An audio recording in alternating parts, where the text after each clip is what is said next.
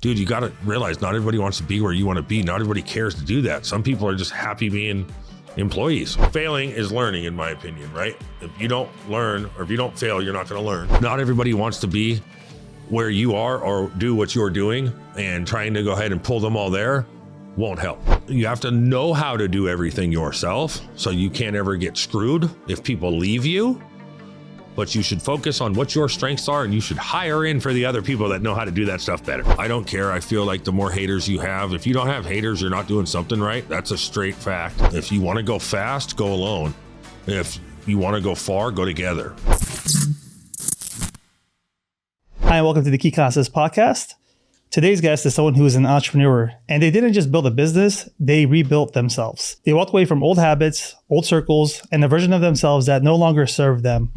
Dylan Dudley, the co-owner of All American Junk Removal and Demolition, and the co-founder of BizLink Alliance. Dylan, thank you so much for being with us today. Hey, how you doing, Corey? I'm doing good, man. I appreciate you. Before we get into it, we asked that the last guest leave a question for the next guest, and the question left for you is, in your opinion, what is the best way to uplift others? If you can go ahead and make others smile by doing so with that one right there, I mean, it's always an uplifting thing.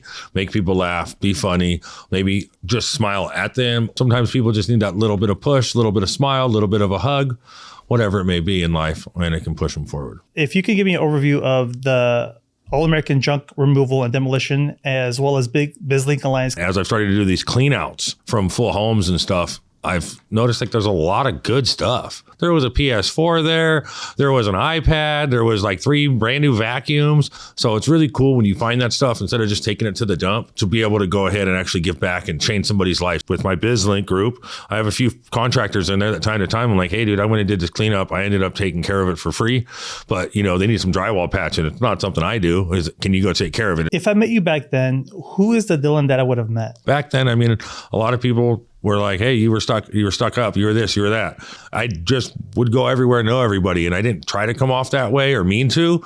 And then as far as drinking, you know, I mean, I did catch a DUI, learned my lesson for a few months, nothing crazy, but I did kind of slow me down. And continuously with that right there, just slowly started to wither away from wanting to be out in nightlife, things of that nature. I probably quit going out fully and promoting when I was like 26, 27. So yeah. Was it a slow realization that something had to change, or was it more like a switch? I didn't really learn my lesson right away. It took a lot of like hard nights, long days of just drinking for weeks or months at a time and just being an idiot and thinking stuff would never stop because I made club money. So I would take the door money for it, or I would be bringing in a bunch of people, or, you know what I mean? I go ahead and you get the booths and the bottles, and then you could funnel in a bunch of people through that list. So you're making, you know, anywhere a couple $100 plus a night. But I mean, that's just how it was at the club stuff. So I didn't think it would ever quit, but I'm really happy it has. But what was it that made you realize that something's got to change? For me, it was more realizations of just doing dumb stuff. And starting to realize I lost some friends that had for a while through that. It just really kind of sucked because it's like, damn, dude, I thought we were all cool. And it's like, well, they're growing up, they're doing stuff. And finally it was like, okay, I need to kind of change some things. I need to get a little better. I need to make some things move forward. And I'm going to, you know, not BS anything, but I definitely stayed in that mindset for way too long. I, you know, tried to be a kid way longer than you should have tried to be a kid, which is, it happens. It's life. You live, you learn. If you could have met yourself today and time travel and go back and give yourself a piece of advice, what would that be? Maybe a way to slow it down. I totally gave up on life. Like I didn't care who saw me, what I was doing, anything else. I was really down on it. Maybe if I could be like, what is it, Scrooge that gets walked through all the different ghosts, go ahead and be able to do that for myself, then I would probably have changed out some stuff. And then what was it that kind of led you down to the alcohol? It was just being the social guy and kind of honestly, like, you know, from being back in high school days, wanted to be liked, wanted to fit in, wanted to be like the other people, wanted to be like, oh, cool. Yeah. Shots. Oh, shots. And when it could have been like, now people are like, hey, do you want to, like, that's right. You don't drink. No, they're like, all right, dude. Well, hey, you want a Red Bull? You want a water? But again, that comes with age. Because a lot of those people, oh, come on, it's just one shot. Don't be a weenie. Come on. You know, peer pressure back then. And I never really had that because I've always been bigger per se. But at the same time, it's the wanting to fit in and be cool aspect. That was definitely it. The alcohol and everything, were there setbacks? Were there challenges? No, I mean, I kind of did like the little tiptoe, try to do it while doing something else. It came down to, as well, going to the gym.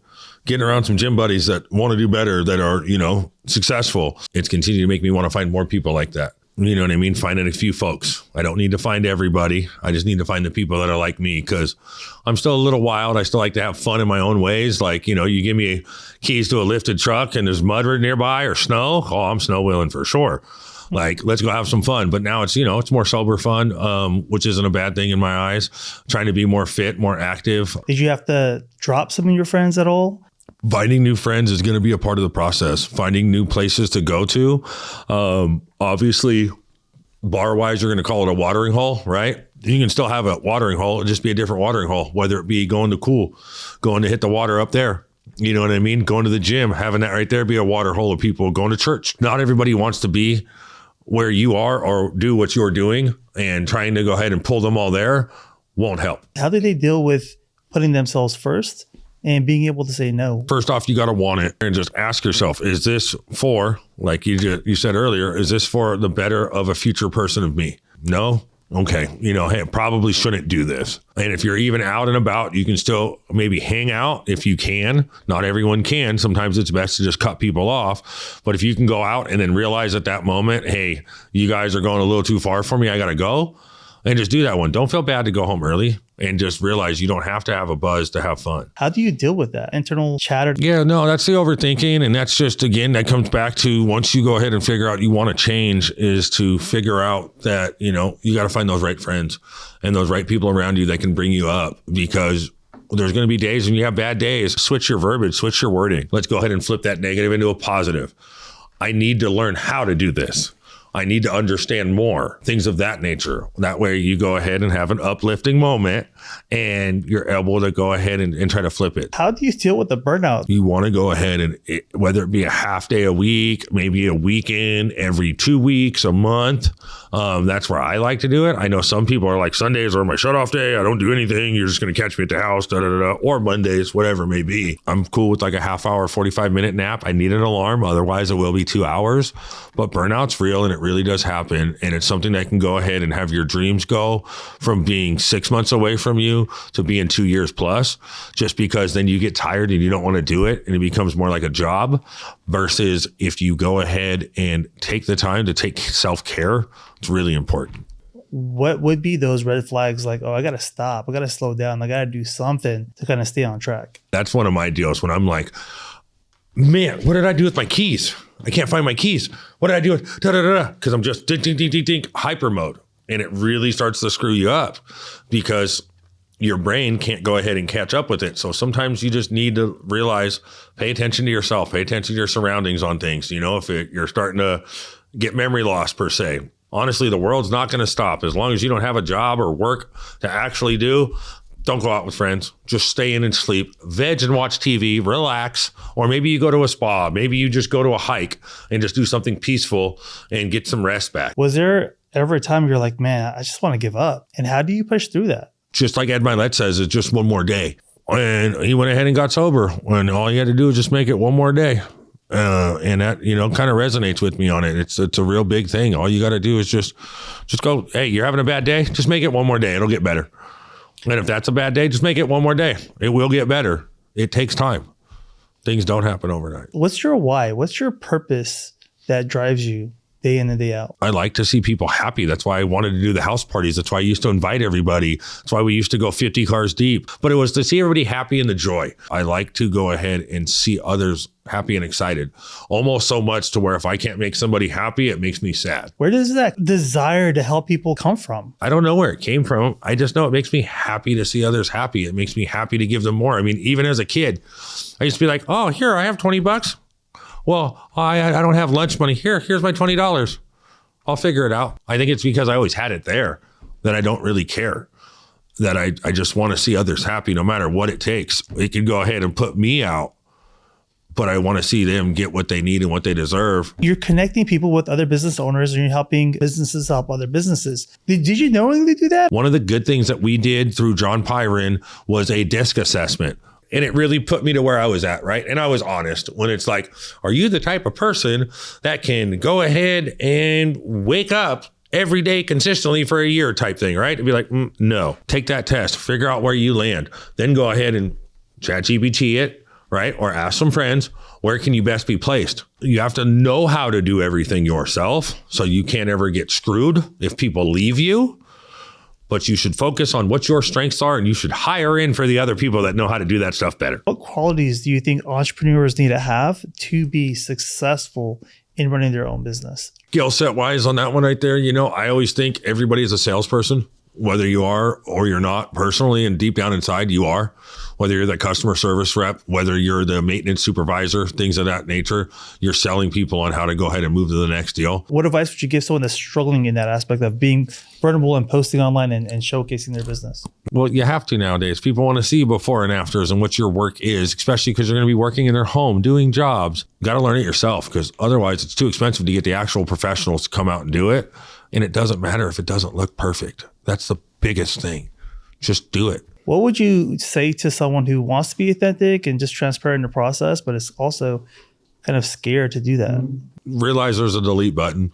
So you can go ahead and do that right out gate, right? You don't need to listen to their BS. There's also a block button too, so they don't need to see your content with it. I don't care. I feel like the more haters you have, if you don't have haters, you're not doing something right. That's a straight fact. So just be real with people. Realize again, you could always, just like you could in your life, you could block people on social medias. But end of the day, you got to realize it allows also conversation. It gets you more SEO. So what was that first business that you had tried, failed? What did you learn from that? What was the big takeaway that then you applied for your next businesses? In the beginning, you got to be there more than anybody else. You got to want it. And to go ahead and have it be successful, it's just taking that extra time. If you have to go in on a Sunday, you got to go in on a Sunday. Just because you own it doesn't mean that you get the day off. Pretty much, if you want to go start a business, you got to go ahead and realize you're not going to make any money for 3 years or so, right? You're not going to be all fancy. Maybe you will. And that's awesome. But go in with the factor of you got to hustle for 3 years and not expect anything back. Keep putting it into your business. Keep growing your business. Keep growing your staff. Now that Business Alliance and the junk removal demolition is kind of going forward, what is your vision for the next 3 to 5 years? Business Alliance is going to be something that I really want to go global with, if not national. We do unconventional networking, and we always try to think outside of the box. I just want to see that one right there grow and then turn into Business Alliance Business Services, because it'll help out entrepreneurs. It'll help people that are growing their business, that don't have the education, that don't have the knowledge, just like me. And for all American, I really want to start that into a nonprofit side of it as well, where I go ahead and we'll sell some things to be able to do things for people, but do housing, and we can all make things happen bigger as a whole. If you want to go fast, go alone. If you want to go far, go together. For people that want to reach out, get connected, find you on social media or send you a DM, what are your socials? How do they get in touch? How do they connect? Most of them are Dylan Dudley 916 or All American Junk Removal Demo or BizLink Alliance. Just very simple. Anything, go ahead and reach out for, or just call the business line 916-500-4060. Like I said, I'm always here to help people. And if anybody too doesn't have something that they need at home, call me. If I find it's out of job, I'll either drop it off or have you pick it up from our warehouse. Or as well, if somebody wants to go ahead and needs help changing their life and they're actually ready, let me know. Or if you think you are, at least, don't want somebody that just wants it to be cool, not in a rude way, but it takes a lot and it's not easy and it's not going to be perfect. Life's not perfect. People aren't perfect, but we can continue to try every day. Awesome. Yeah, definitely. We can continue to try every day. Now, I'll get the lower thirds. I'll get the pop-ups on the screen as I'm editing this, and I'll put the contact information for you and for your businesses in the description below. For the audio listeners, click into the description to see how to quickly get to the content if you want to reach out. And for the video listeners, you'll see it on the screen, but I'll also have it in the description. So it'll be easily findable. I think the biggest takeaway is that change isn't just about cutting things out. It's about deciding who you want to become and having the discipline to follow through, even when it's uncomfortable. If you got value from today's episode, please share it with someone who needs to hear it. And as always, thank you for watching the Keyconcepts podcast, and we'll catch you on the next one.